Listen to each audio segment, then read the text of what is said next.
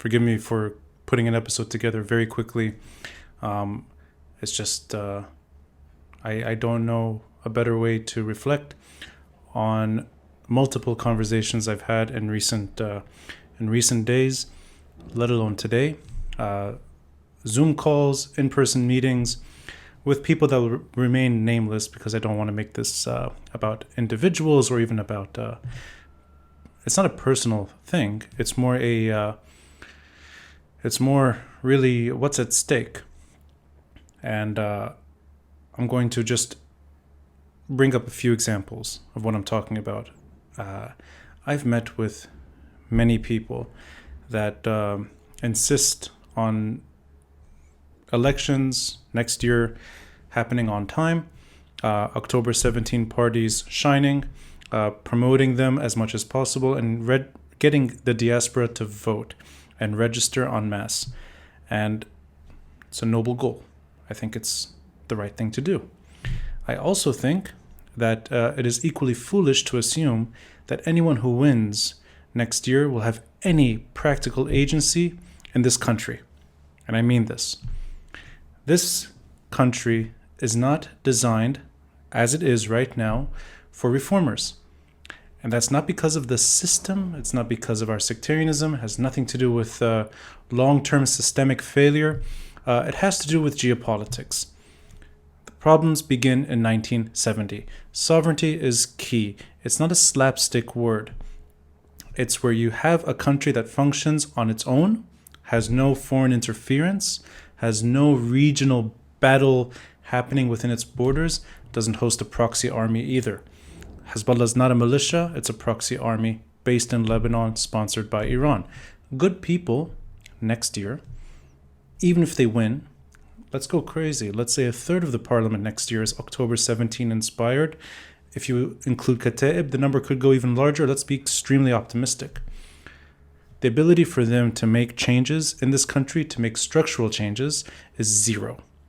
Cosmetic changes, yes. You will see maybe minor improvements. You will not see a future for this country, because this country is dying. And I really believe that for everyone who visits this country and everyone in this country trying to message what's happening, I think it's imperative that we admit that many of our problems are ours. Corruption is our issue. Accountability is our issue. Sectarianism, how to manage it better, is our issue. How secular do we go? That's a Lebanese issue. Hezbollah is not our issue. Hezbollah is a regional problem. It is an Iranian issue. It's Iran's security. The whole point for anyone who has any leverage with Iran, if they're interested in helping Lebanon, it's finding a way for Iran to let go of its security matrix based in Lebanon. Otherwise, every single reform effort in this country will fail. Now, this is a more recent disagreement I had just maybe an hour ago, which is why I'm a bit maybe animated at the moment. It would be worse if all the good people were not trying. I admit that. If people were not challenging the status quo.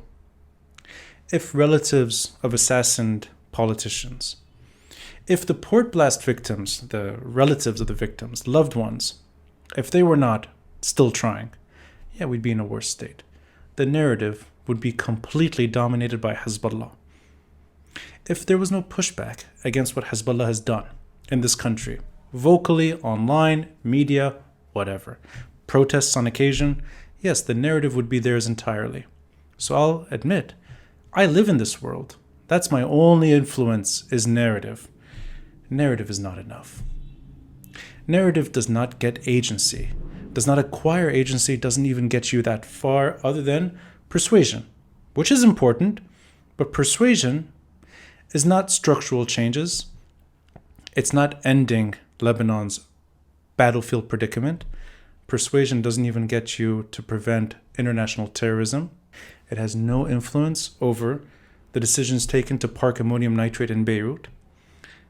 It doesn't do much beyond make sure that voices remain. But voices in this country, as they die slowly, as the ones that died before us, join a population that is completely strangled and suffocating and watching this country die in front of us. You have to solve the Iranian story in Lebanon. I want reformers to win. I also want the geopolitical quagmire to end so that reformers become politicians and politicians make decisions. Not this show that we live with. All the NGOs pushing for local reform, all the NGOs that try to message this story, all the visiting dignitaries, all the diplomats based here, all the pundits. Sidestepping Hezbollah is sidestepping Lebanon. You have to address this issue. I think we are in the same tragedy Eastern Europeans faced for decades under Soviet influence. Prague rose up, Prague was crushed. Budapest rose up, Budapest was crushed. Poland tried for years on end.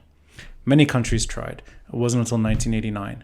Their security predicament, Moscow's leverage in their day-to-day affairs, their security nightmare, once it ended, it was over.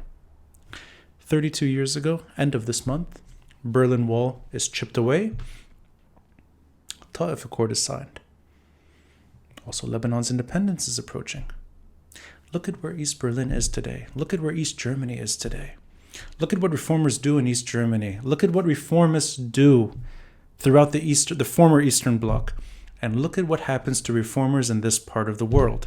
Here they're killed or they have no affect. There they shine. Sometimes they lose, but long term things improve. And those countries are lasting. They're healthier, far healthier than they were 3-4 decades ago.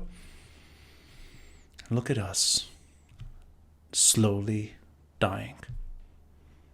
And then there's talk about trying to internationalize the port blast investigation. Sure, if you could one day get the Lebanese state to agree. Sure, it's a good step. It would be great to have another verdict, like the Special Tribunal for Lebanon. Accuses one Hezbollah member, we have the answer. 16 years, 2005 to 2021. Everything that could go wrong went wrong on Hezbollah's terms. Everything. Everything. Hezbollah escapes justice. The verdict has no impact. But yes, the population has solid evidence. It would be great to have more solid evidence of their involvement, yes.